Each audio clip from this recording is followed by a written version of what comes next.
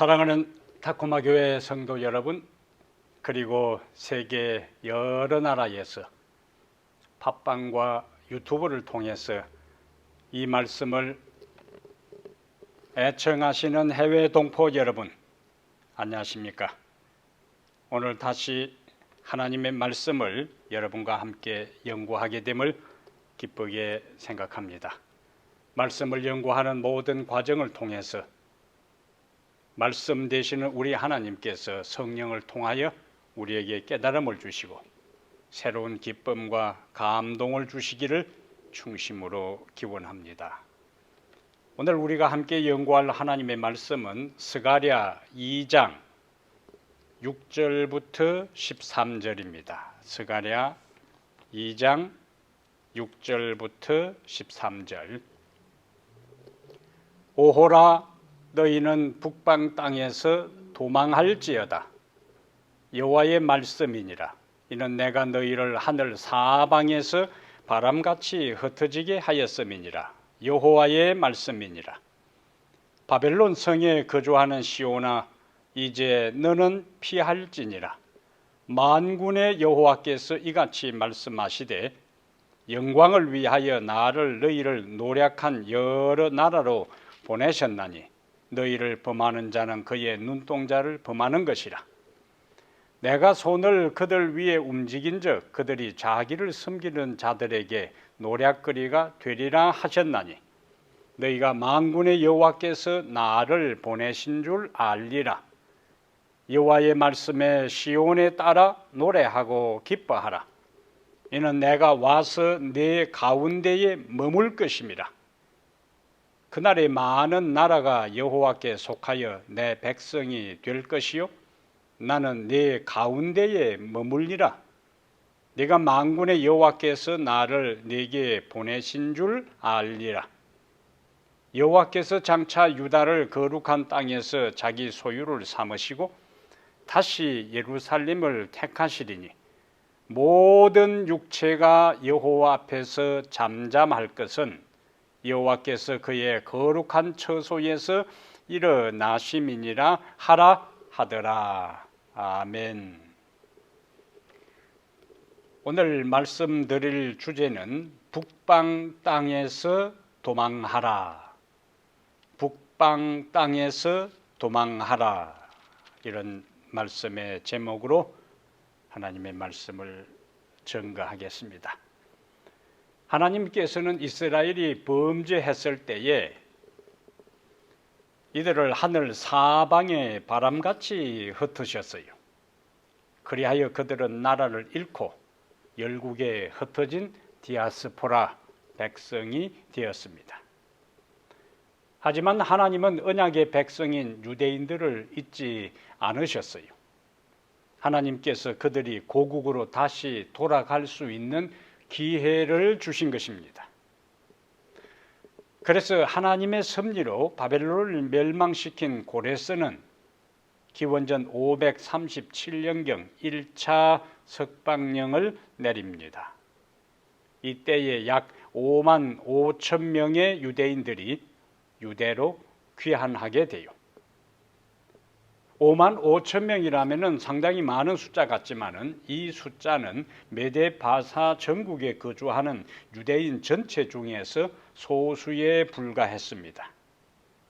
그 후 다시 약 20년이 지난 기원전 520년경에 다리오 왕이 다시 조서를 내려요. 그리고 이 조서 후에 하나님께서 스가랴를 통하여 주신 기별이 바로 오늘 본문의 말씀이 되겠습니다. 오늘 본문을 우리가 자세히 살펴보면은 하나님께서 스가랴를 통해서 세 가지 명령을 내려요. 오늘은 그 세 가지 명령을 본문에서 하나씩 살펴보면서 하나님께서 우리에게 주시는 교훈을 말씀드리려고 합니다. 첫 번째 명령은 오늘 본문 스가랴 2장 6절 7절에 오호라 너희는 북방 땅에서 도피할지어다 명령행이지요. 7절에 다시 바벨론 성에 거주하는 시온아 이제 너는 피할지니라. 앞에는 북방 땅이라 그랬고 7절에는 그 북방 땅 대신에 바벨론이라 그랬어요. 그러니까 북방 땅은 바로 바벨론이라 하는 것을 알 수가 있습니다. 하나님께서는 북방 땅 바벨론에서 도피하라고 6절과 7절에 몇 번이나 명령을 내리지요? 2번이나 긴박하게 명령을 내립니다. 그러면 우리가 여기 도피하라, 피하라 반복해서 하신 말씀을 보니까 이것은 하나님의 입장에서는 상당히 중요한 명령이라는 거예요. 그냥 나오라 하지 않고 도피하라, 피하라 하는 것은 긴박하고 다급한 상황이에요. 도피하지 않고 피하지 아니하면은 위험하다 하는 것을 염두에 두고 말씀하신 것을 우리가 깨달을 수 있습니다. 왜 하나님께서 북방 땅 바벨론에서 도피하라고 피하라고 2번이나 긴박하게 명령을 내렸을까요? 이것은 우리가 지난번 연구한 에스더에 등장하는 하만의 주도에 의한 유대민족의 말살 위기에서 당신의 언약의 백성을 구원하기 위한 하나님의 목적이었습니다. 그럼 백성들이 어떻게 했을까요? 백성들은 그 기별에 제대로 반응하지 않았어요. 그러니까 우리가 앞에서 연구한 에스더서에 유대인들이 하만에 의해서 멸절될 그 위험에 처하잖아요. 그러니까 하만이 그런 음모를 꾸미기 전에 하나님은 벌써 그러한 일이 일어날 것을 아시고 스가랴를 통하여 빨리 바벨론에서 도망가라, 피하라는 명령을 내렸던 것입니다. 스가랴를 통하여, 에레미야를 통하여 바벨론에서 나와라, 피하라, 도망가라는 그런 기별을 들었음에도 불구하고 왜 유대인들이, 왜 이스라엘 백성들이 빨리 북방 땅에서 이스라엘로 도피하지 않았을까요? 당시 바벨론은, 그리고 바벨론을 이은 메데바샤는 당대 세계에서 문명화된 세상의 중심지였습니다. 다양한 교육을 받을 수도 있고 여러 형태의 직업을 통해 부를 축적할 수 있는 그러한 곳이었습니다.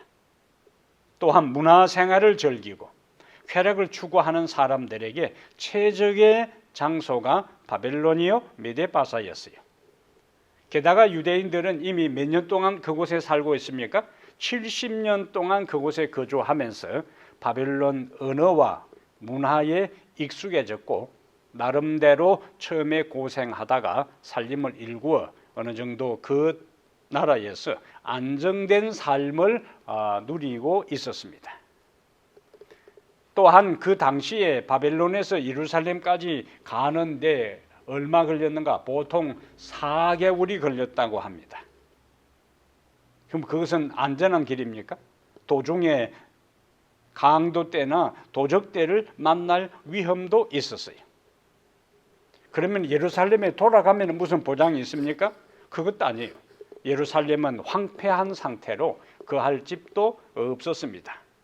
게다가 성벽은 망가져서 무너져서 지금 완전히 퇴락된 상태에 있어 사방의 적들은 득실거리는데 위협에 그대로 노출되어 있었습니다.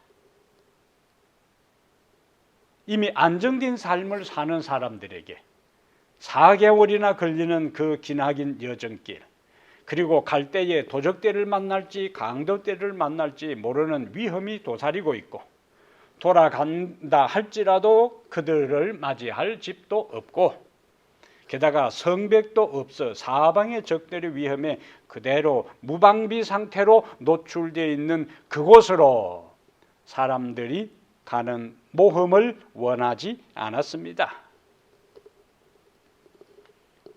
우리가 잘 아는 과학자 뉴턴이 운동 법칙 3가지를 이야기했는데 그 중에 제1법칙, 뉴턴의 운동 제1법칙은 일명 관성의 법칙이라 그렇게 합니다. 관성. 이것은 움직이는 물체는 계속 같은 방향으로 움직이려 하고 멈추어 있는 물체는 계속해서 멈추어 있으려는 법칙을 뉴턴의 운동 제1법칙, 일명 관성의 법칙이라 그렇게 해요. 예를 들면 버스가 갑자기 출발해요. 그럼 어떻게 되죠? 승객들이 뒤로 쏠립니다. 넘어지려고 합니다. 반대로 버스가 달리다가 급정거를 하면 어떻게 되죠? 승객들이 앞으로 쏠리고 넘어지려고 합니다. 이러한 것들을 관성의 법칙이라 그래요. 그러면 이러한 것은 물리적 세계에만 있는 것이 아니고 우리의 실제적인 삶의 현장에도 이런 관성의 법칙이 많이 나타납니다. 일반적으로 사람들은 평상시 그리고 지속적으로 해오던 행동이나 또 삶의 패턴이나 습관을 계속해서 유지하는 것을 더 자연스럽고 편안하게 느끼고 또 받아들입니다. 그래서 이미 익숙한 곳을 떠나거나 또 이미 익숙해진 것을 바꾸거나 포기하거나 변화를 주려고 하지 않는 것들이 있어요. 이것이 우리의 인생의 삶의 관성의 법칙입니다. 신앙의 세계도 유사한 관성의 법칙이 적용됩니다. 지금과 같은 혼란하고 위험한 시대에도 신앙적인 결단과 변화가 없이 코로나 이전과 똑같이 생활하는 사람이 있어요. 오히려 더 신앙적으로 나태해진 사람이 사람이 있을 수 있습니다. 또 타성에 젖은 신앙생활을 하는 사람, 습관에 굳어진 신앙생활을 하는 사람이 있을 수 있어요. 변화가 없이 지금과 같은 혼란하고 위태로운 세상 가운데 이 시대를 살아가면서도 이전과 동일한 패턴, 동일한 수준, 동일한 정도의 신앙생활을 하고 있다면 영적 관성의 법칙에서 아직도 벗어나지 못하고 있다는 거예요. 성경에 바벨론에 대한 이야기가 많이 나오지요. 성경에 나오는 바벨론이 의미하는 바가 있습니다. 이것은 세속화된 세상을 대표해요. 그리고 하나님께 대항하는 세상 권력과 가치관, 거짓된 종교의 통합체를 성경에서 바벨론이라 그렇게 합니다. 비록 고대의 바벨론이 BC 539년에 메데 바사에 의해 멸망해도 그때 있었던 바벨론 정신과 사상과 가치관은 오늘날도 세상을 지배하고 있어요. 그래서 대부분의 사람들은 이 현대판 바벨론 정신에 사로잡혀 생활하고 심지어 그리스도인들까지도 그 영향력 안에서 사는 사람이 많습니다. 그래서 하나님은 오늘날도 이미 고대 실제적으로 존재했던, 역사적으로 존재했던 바벨론은 기원전 539년에 메데바사에 의해 망했지만은 여전히 하나님은 똑같이 계시록 18장 4절에서 내 백성아 거기서 나와 그의 죄에 참여하지 말고 그의 받을 재앙들을 받지 말라고 말씀하고 있어요. 내 백성아 거기서 나와, 바벨론에서 나와서 그의 죄에 참여하지 말고 그의 받을 재앙들을 받지 말라고 말씀하고 있습니다. 여기에 바벨론은 세속화된 세상과 하나님께 대항하는 세상 권력과 가치관과 거짓된 종교, 타락한 종교에서 나오라 하는 기별이지요. 그러므로 요한은 요한일서 2장 15절에서 이 세상이나 세상에 있는 것들을 사랑하지 말라.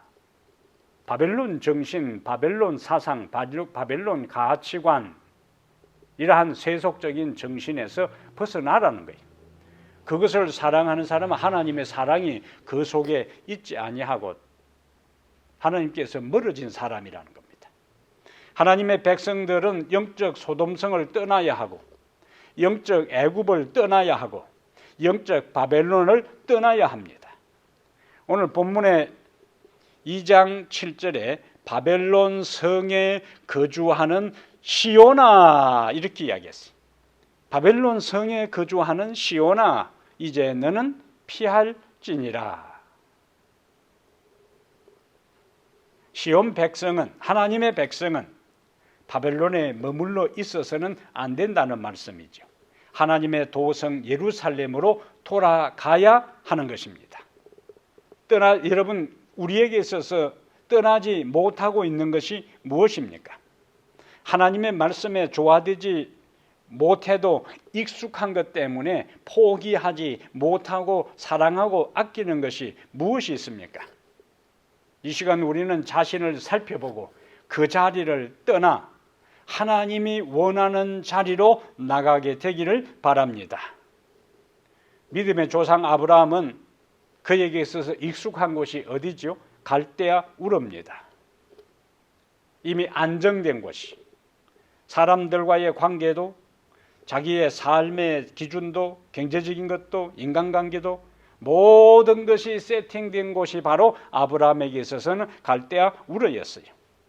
인간관계에 있어서 하나님께서 아브라함에게 나타나셔서 내 친척과 아버지 집을 떠나 내가 내게 지시하는 곳으로 가라 그렇게 명령을 하셨습니다. 아브라함도 우리와 똑같은 성경을 가진 사람이에요.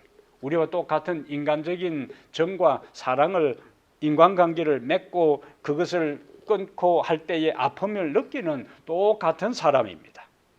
그런데 하나님께서 내 친척과 아버지 집을 떠나라고 했어요. 아브라함에게 있어서 하나님의 이 명령을 따라 움직이는 것은 쉽지 않은 결정이었습니다. 하지만 하나님께서 그가 갈대아 우르에 계속 있을 때에는 하나님의 비전과 하나님의 이상을 그가 성취할 수 없다는 것을 아시고 그 죄악의 세상에서 세속의 중심에서 가장 그 당시 근동 지역에 번영하고 번창한 그 도시의 중심에서 아브라함을 떠나라고 말씀한 거예요. 인간적인 관계도 친척도 가장 소중하게 여겼던 물질도 소중한 명예도 또 그 지역에서 인정받는 권세의 자리에서 떠나라 그렇게 말씀하신 거예요.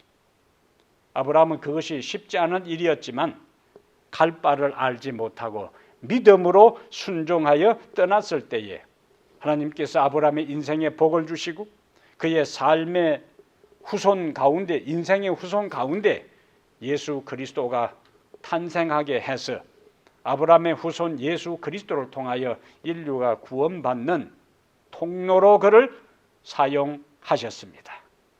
떠나는 자를 하나님은 인도하시고 축복하십니다. 이 약속을 믿으시면 아멘. 다시 우리는 두 번째 오늘 본문에서 또 다른 하나님의 명령이 있습니다. 스가랴 2장 10절부터 12절 또 다른 두 번째 명령입니다. 여호와의 말씀에 시온에 따라 노래하고 기뻐하라. 이는 내가 와서 네 가운데에 머물 것임이라. 여호와의 말씀에 시온에 따라 뭐 하라고요? 노래하고 기뻐하라. 이는 내가 와서 네 가운데에 머물 것임이라. 그날에 많은 나라가 여호와께 속하여 내 백성이 될 것이요 나는 네 가운데에 머물리라.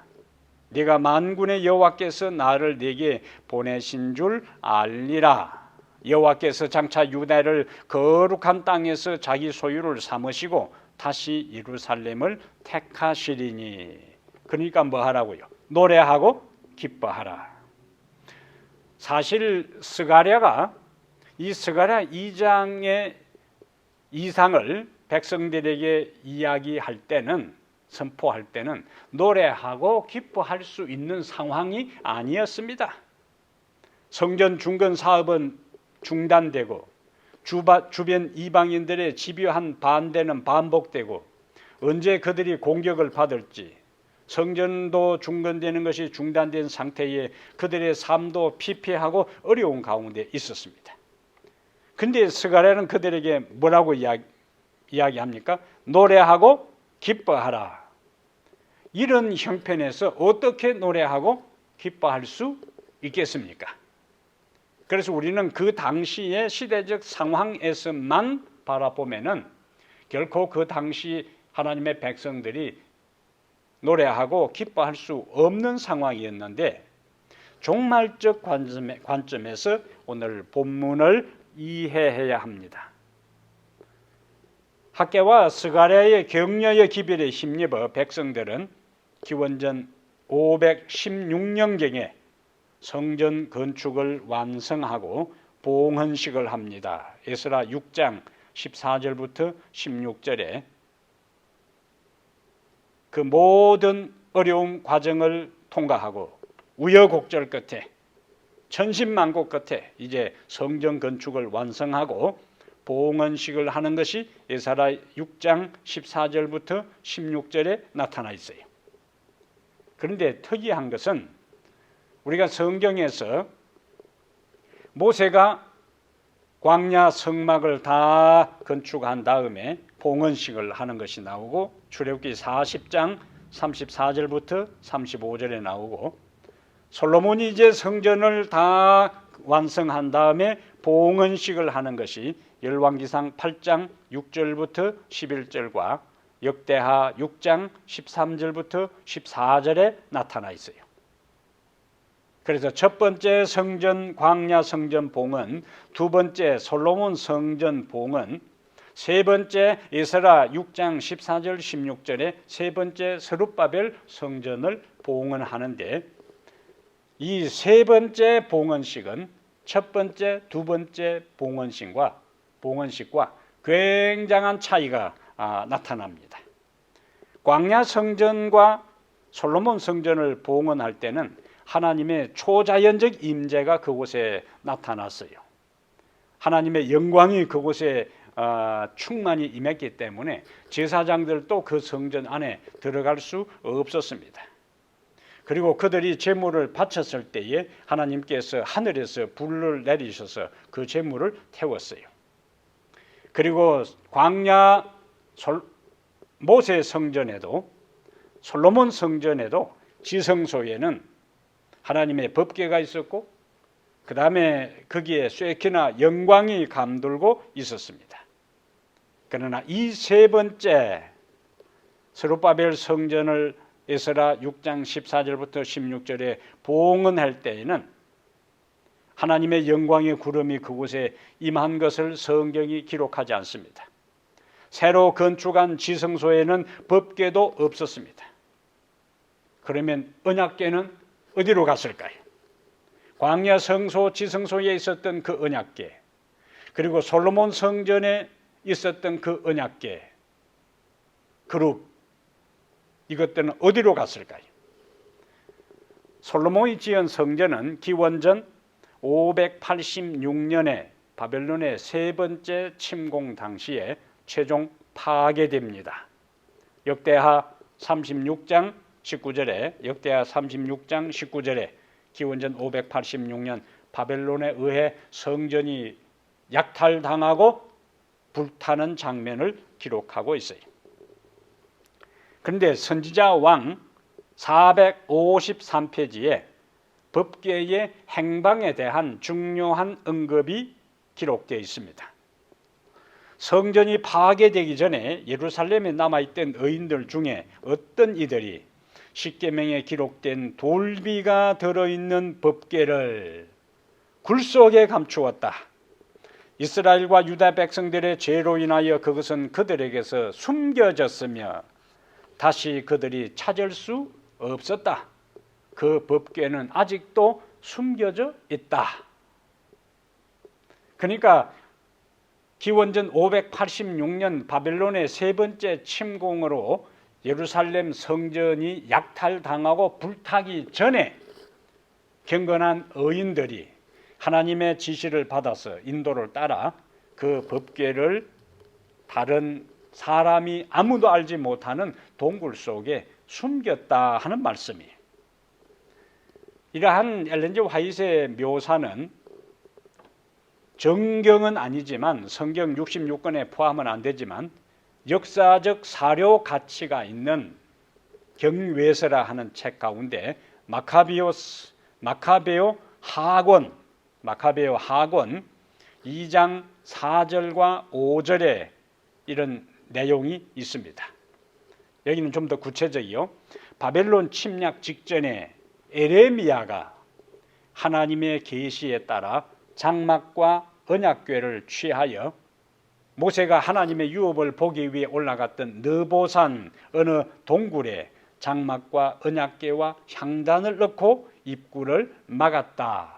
그 이후로 이것은 아직 한 번도 발견되지 않았다 하는 기록이 마카베오스 하권 2장 4절과 5절에 기록되어 있어요. 이것은 엘렌 화이트의 주장과 일맥상통합니다. 이렇게 하여 법궤는 인간의 시야에서 숨겨졌습니다. 그러면 스가랴가 하나님 앞에서 뭐라고 시온에 따라 노래하고 기뻐하라고 했을 그때에 학개와 스가랴 선지자의 격려에 힘입어 하나님의 성전이 건축이 되고 그 성전이 하나님 앞에 봉헌될 그 당시에 하나님의 임재의 가시적인 모습은 나타나지 않았습니다. 그러므로 스가랴의 이 예언은 당시의 시대적 상황을 넘어 초림과 재림까지 이어지는 메시아와 그분의 임재에 대한 것으로 이해를 해야 합니다. 왜냐하면 여기 10절에 시온에 따라 노래하고 기뻐하라. 이는 내가 와서 네 가운데 머물 것임이라.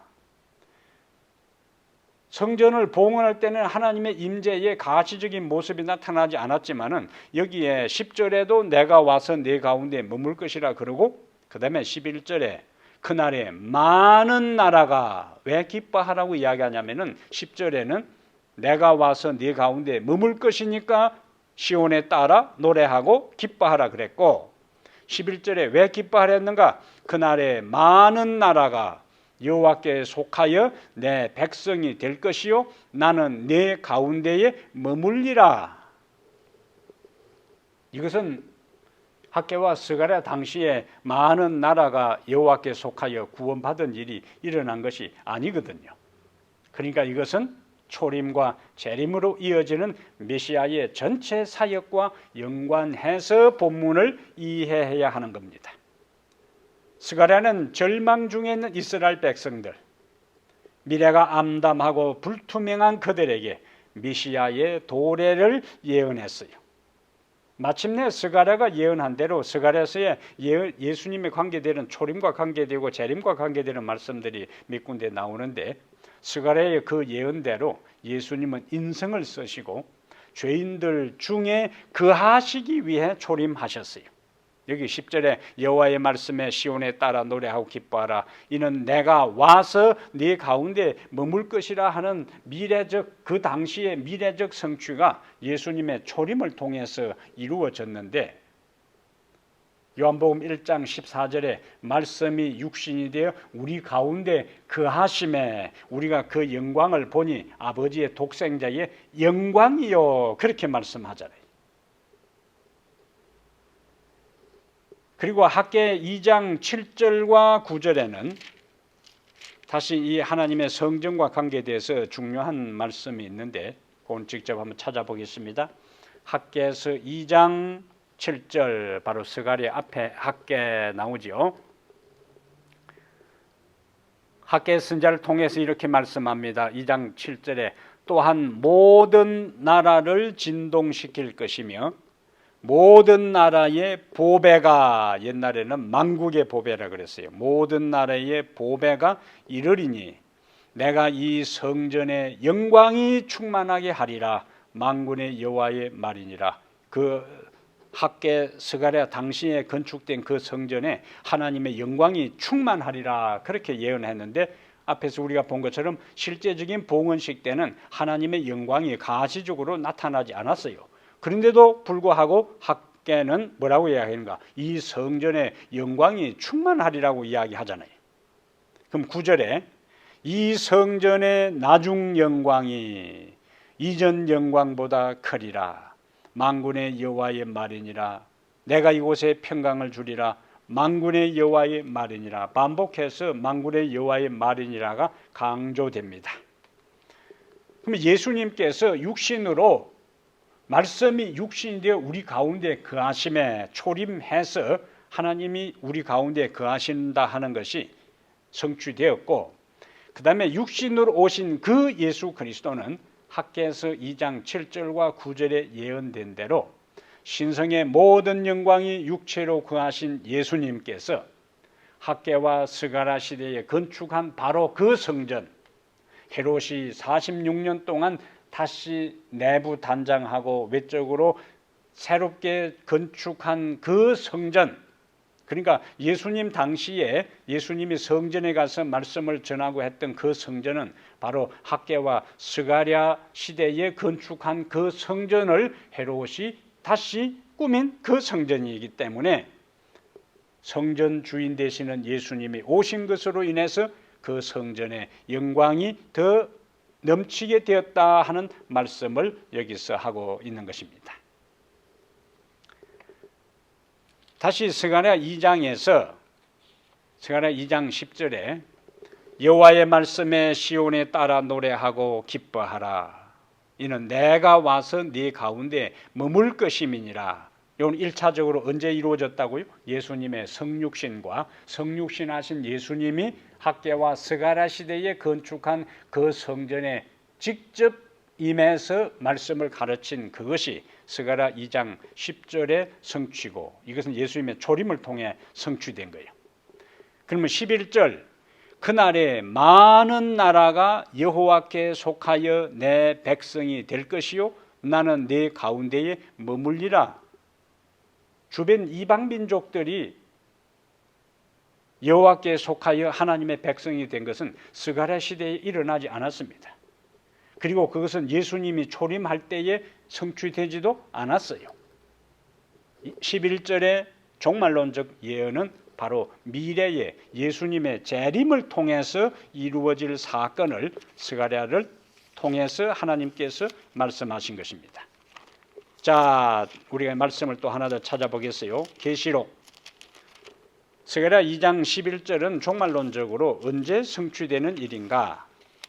계시록 7장 봅니다. 7장 9절요.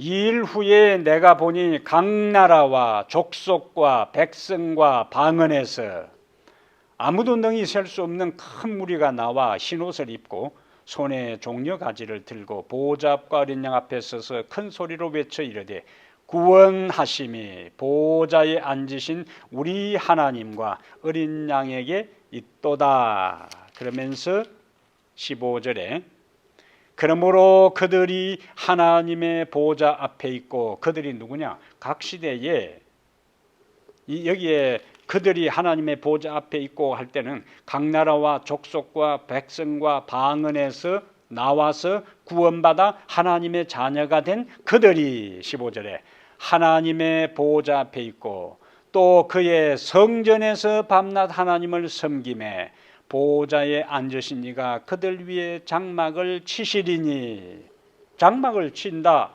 함께 한다는 거예요. 각 족속과 백성과 방언에서 나와 구원받은 그들이 하나님의 자녀가 되고 하나님께 속한 백성이 되어 하나님이 그들과 함께하는 재림을 통한 영원한 임마누엘에 대한 것이 계시록 7장 9절부터 10절과 15절에 있는데, 이 말씀이 바로 스가랴 2장 11절의 종말론적인 성취다 하는 이야기입니다. 우리가 각 나라에서 구원받은 사람들이 주님을 찬양하는 그곳에 함께 있게 될 것입니다. 얼마나 감동적이고 얼마나 가슴 뭉클한 감격스러운 현장이 될까요? 이것은 새로운 시대의 도래요.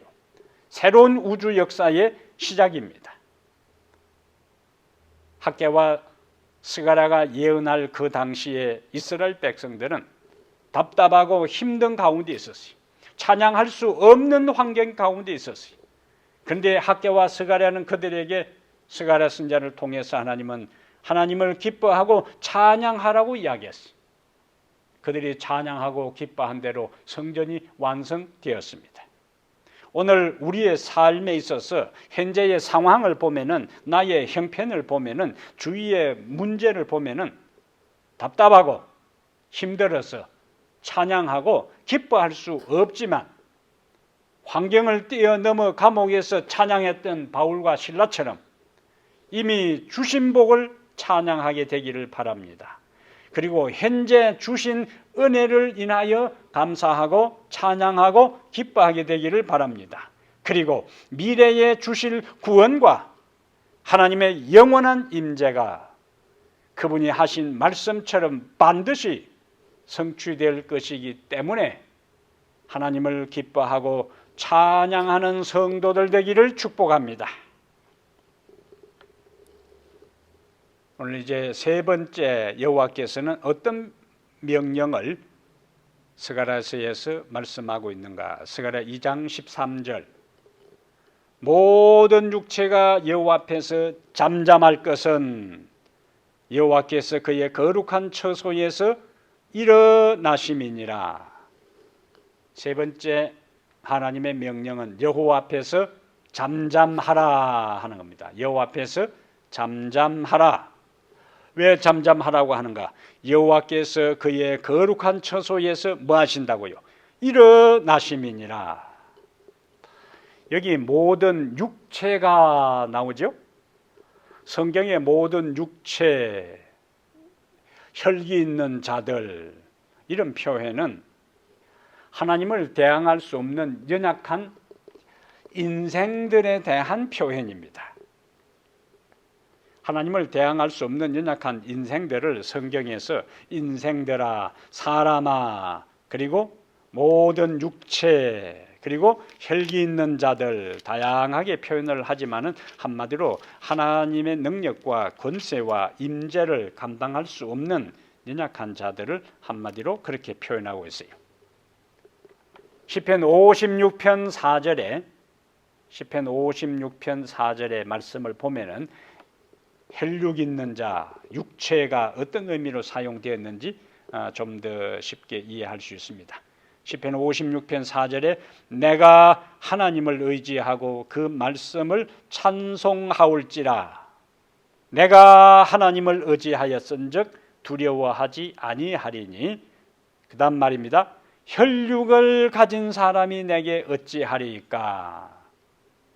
내가 하나님을 의지하고 그 말씀을 찬송하올지라, 내가 하나님을 의지하였은즉 두려워하지 아니하리니, 마지막에 혈육을 가진 사람이 내게 어찌하리까. 그래서 시편 146편 3절과 4절에 시편 146편 3절과 4절에 방백들을 의지하지 말며 도울 힘이 없는 인생도 의지하지 말지니 그 호흡이 끊어지면 흙으로 돌아가서 당일에 그 도모가 소멸을 하리로다 라고 말씀을 합니다. 그리고 에레미야 선지자를 통해서 다시 혈육을 이야기합니다.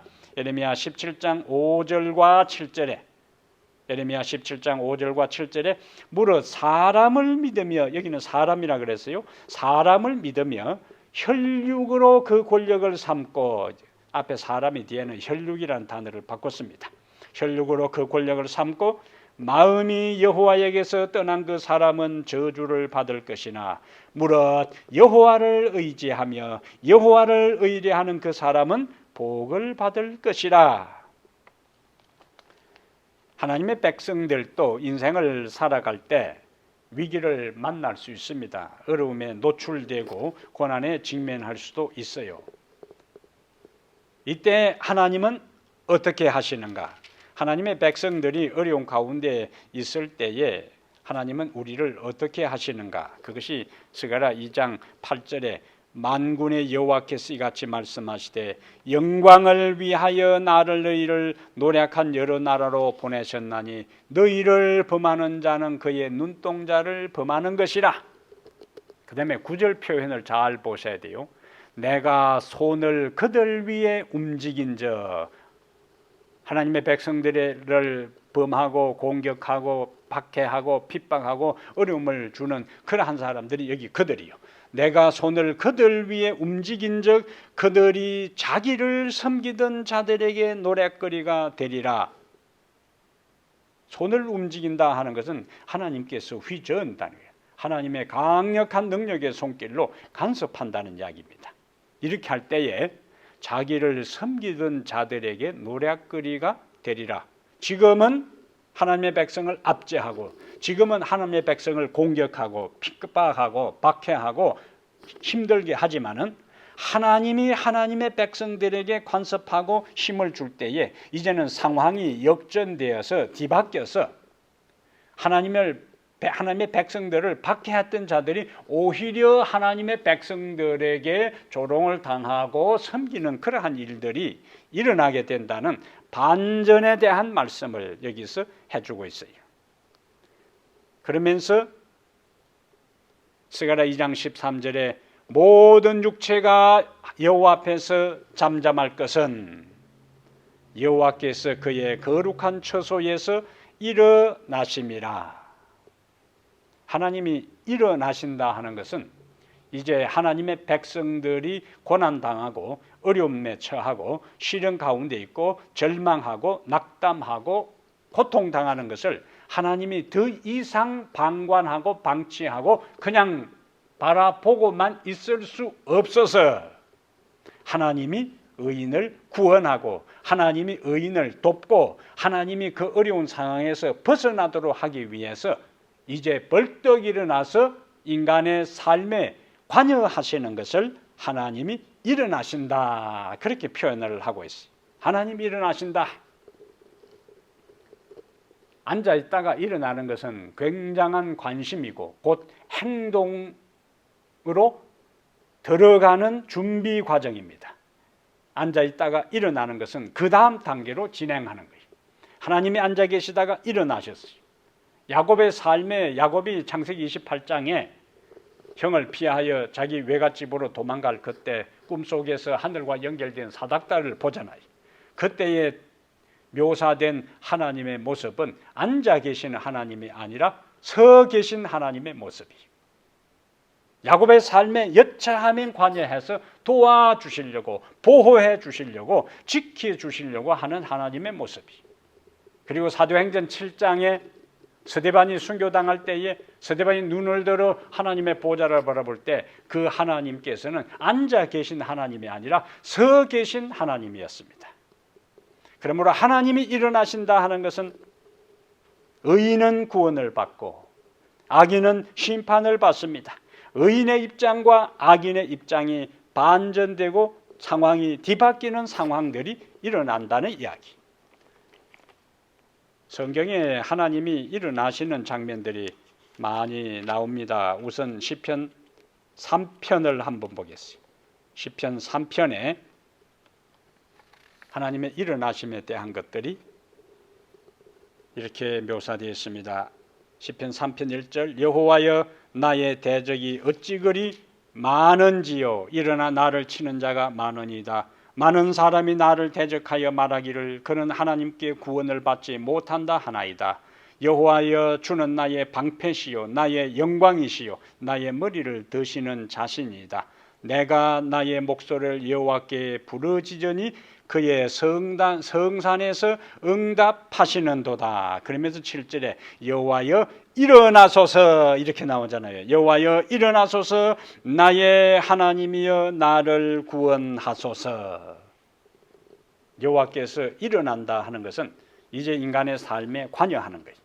마지막 시대의 위기에 처한 하나님의 백성을 구원하기 위하여 하나님이 일어나실 것에 대해 각시대 대쟁투 635페이지에 각시대 대쟁투 635페이지에 이렇게 기록되어 있습니다. 하나님의 율법을 존중하는 사람들에게 인간의 법률상 보호가 제거되면 여러 나라에서 그들을 죽이고자 하는 운동이 일제히 일어날 것이다. 그리하여 하룻밤 사이에 결정적인 타격을 가해서 반대와 책망의 소리를 완전히 침묵시켜 버리고자 결정할 것이다. 하나님의 백성들은 옥중에서 혹은 산림과 산중의 적막한 곳에 숨어서 여전히 하나님의 보호를 탄원한다. 그러는 동안 각처에는 무장한 사람들의 단체들이 악한 천사의 무리들에게 충동되어 살해할 준비를 서두르고 있다. 그 다음 표현이 중요합니다. 이스라엘의 하나님께서 당신의 택한 백성을 구원하시려 일어나실 때는 바로 위기 일발의 순간이다. 결정적인 순간에 하나님께서 일어나셔서 하나님의 백성을 구원하신다는 거예요. 이사야 26장 21절에 보라 여호와께서 그의 처소에서 나오사, 오늘 스가랴 2장 13절엔 여호와께서 그의 거룩한 처소에서 일어나사 이렇게 했잖아요. 그 같은 표현이 이사야 26장 21절에 보라 여호와께서 그의 처소에서 나오사 땅의 거민의 죄악을 벌하실 것이라고 말씀했어요. 하나님이 그 처소 성소에서 일어나시면 상황은 종료됩니다. 악인은 소멸되고 의인은 구원을 받습니다. 하나님은 때가 되면 일어나서 우리를 도울 것이고 우리를 구원하실 것이고 우리를 보호하실 것입니다. 이 진리를 믿게 되기를 바랍니다. 그러므로 사랑하는 여러분, 주님은 우리에게 바벨론에서 피하라고 말씀하십니다. 내가 있는 삶의 자리, 습관, 삶의 우선순위를 점검하여 하나님이 가라는 곳으로 가고 하나님이 하라는 것을 행하는 사람이 되기를 바랍니다. 오늘 우리의 삶은 현실적으로 노래하고 기뻐하기에 적합하지 않을 수도 있습니다. 하지만 지금까지 인도하신 은혜와 현재 함께 하시는 축복과 앞으로 이루실 역사를 기억하고 노래하고 기뻐하게 되기를 바랍니다. 그리고 주님이 일어나서 내 인생에 간섭하시고 역사에 개입하여 이루실 놀라운 역사를 잠잠히 기다리며 그 하나님이 나와 함께 하실 것을 확신하고 살아가는 성도들 되기를 주의 이름으로 축복합니다.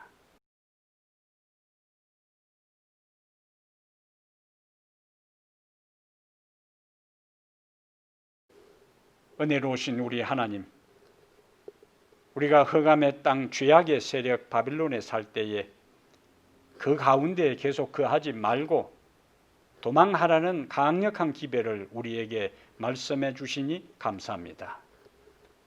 이스라엘 백성들이 하만의 음모에 의해서 몰살당할 위험에 직면할 것을 하나님이 미리 아시고 바벨론에서 도피하라는 강력한 기별을 영구포 주셨지만은 하나님의 깊은 뜻을 헤아리지 못하고 그들의 현재의 안주된 삶에서 벗어나지 않으려고 하다가 에스더에 전개된 위험을 그들이 자초한 사항을 보았습니다.